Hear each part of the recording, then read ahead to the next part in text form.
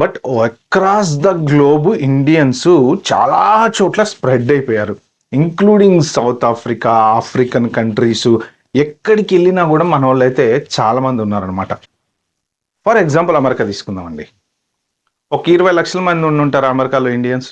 సరే, రఫ్లీ ఒక 5 లక్షలు వేసుకోండి, యాక్చువల్ ఫిగర్స్ పక్కన పెడేద్దాం.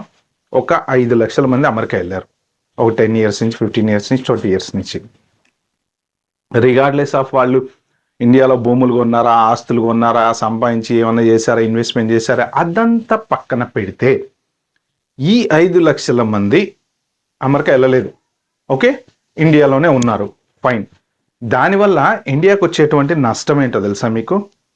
మీరు జాగ్రత్తగా ఆలోచించండి. ఈ 5 లక్షల మంది ఇండియాలో ఉండేటువంటి ఎంప్లాయీస్ ఎవరైతే ఉన్నారో వాళ్ళకి కాంపిటీషన్ అవుతారు. అంటే ఈ 5 లక్షల మంది అమెరికా వెళ్ళటం వల్ల ఇంకొక 5 లక్షల మందికి ఇండియాలో జాబ్ ఆపర్చునిటీ అవకాశం దొరికింది.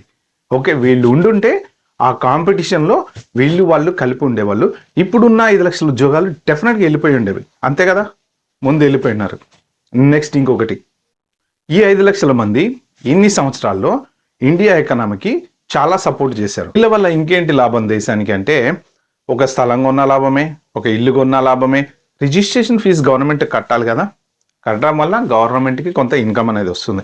ఎన్ఆర్ఐలు అమెరికా వెళ్తున్నారు, ఫ్లైట్ టికెట్ కొంటారు కదా, ట్రావెల్ మీద కూడా డబ్బులు వస్తాయి, ఆ డబ్బుల మీద గవర్నమెంట్కి ట్యాక్స్ కడుతున్నారు. అంటే తెలిసినా తెలియకున్నా ప్రత్యక్షంగా పరోక్షంగా ఎన్ఆర్ఐలు ఇండియాకి బోల్డ్ అంతా కాంట్రిబ్యూట్ చేస్తున్నారు.